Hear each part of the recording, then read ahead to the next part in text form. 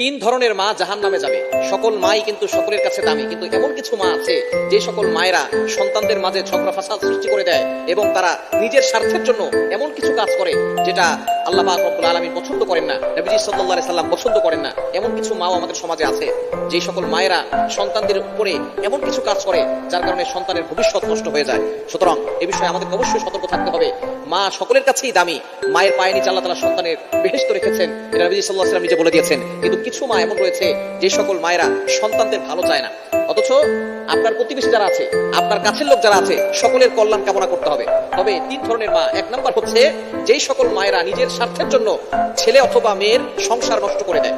বর্তমানে অনেক মা আছে মেয়েকে কুপরামর্শ দিয়ে স্বামীর থেকে সংসার নষ্ট করে দিয়ে স্বামীর থেকে বিচ্ছিন্ন করে দেয়, স্বামীর থেকে আলাদা করে দেয়। এই সকল মায়ের অবশ্যই জাহান্নামে যাবে, কেননা তারা একটা সংসার নষ্ট করে দিয়েছে। স্বামী স্ত্রীর সম্পর্ক হচ্ছে মহব্বতের সম্পর্ক। অবশ্যই মা হচ্ছে সকলের চেয়ে দামি, তবে স্বামী স্ত্রীর সম্পর্ক হচ্ছে মহব্বতের সম্পর্ক।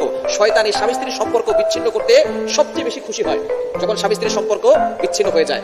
অনেক মায়ের কুপরামর্শের কারণে তার মেয়েটা তার স্বামীর থেকে আলাদা হয়ে যায়।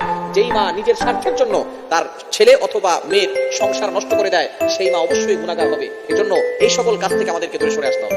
এবং দ্বিতীয় নাম্বার হচ্ছে যেই মা সন্তানদের ভিতরে ঝগড়া লাগিয়ে দেয়। বর্তমান সমাজে কিছু মা আছে তারা ভাইয়ের কথা বোনের কাছে বলে, বোনের কথা ভাইয়ের কাছে বলে, এরপরে ভাই বোনের ভিতরে তুমুল ঝগড়া লাগিয়ে দেয়। অথচ নবীজি সাল্লাল্লাহু আলাইহি ওয়াসাল্লাম জানিয়ে দিয়েছেন, সিলমান কতাক, তোমার সাথে সম্পর্ক ছিন্ন করেছে, সম্পর্ক জড়িয়ে দাও। কিন্তু কিছু মা এমন আছে যারা নিজের আপন সন্তানদের ভিতরে ঝগড়া লাগিয়ে দেয়।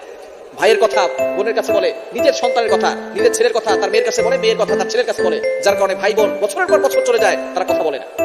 এই দুইজনের ভিতরে ঝগড়া লাগিয়ে দিয়েছে মা। সুতরাং এই সকল মা যারা একজন আরেকজনের ভিতরে ঝগড়া লাগিয়ে দেয় এবং ভাই বোনের মতো যে মধুর সম্পর্কটা নষ্ট করে দেয়, সেই সকল মারা অবশ্যই গুনাহগার হবে। এই সকল মা থেকে আমাদেরকে সাবধান হতে হবে। ভাই বোনের ভিতরে ঝগড়া লাগলে মায়ের কাজ হচ্ছে সে মিলিয়ে দিবে, কিন্তু যেই সকল মায়েরা আরো ঝগড়া লাগিয়ে দেয়, ঝগড়া আরো বড় করে দেয়, বছরের পর বছর চলে যায়, ভাই তার বোনকে একটা ফোন দেয় না, বোন তার ভাইয়ের খোঁজ খবর নেয় না। সুতরাং এরকম যদি সম্পর্ক বিচ্ছেদ করে কোনো মা, তাহলে অবশ্যই সেই মা জাহান্নামে যাবে।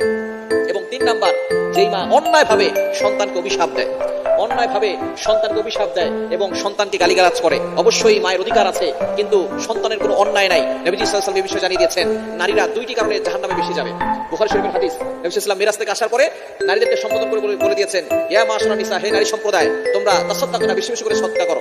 তখন নারীরা জিজ্ঞেস করেছেন, ইয়া রাসূলুল্লাহ, কেন সদকা করব? বলে, আমি যখন জাহান্নাম দেখেছি তখন দেখেছি অধিকাংশ নারীরা জাহান্নামে। তখন নারীরা জিজ্ঞেস করেছেন, কেন ইয়া রাসূলুল্লাহ? তখন তারা বলেছে, এক নাম্বার, তারা বেশি বেশি করে অভিশাপ দেয়। যে সকল নারীরা বেশি বেশি করে অভিশাপ দেয় তারা জাহান্নামে যাবে। নবী সাল্লাল্লাহু আলাইহি ওয়াসাল্লামের হাদিস, বুখারী শরীফের হাদিস।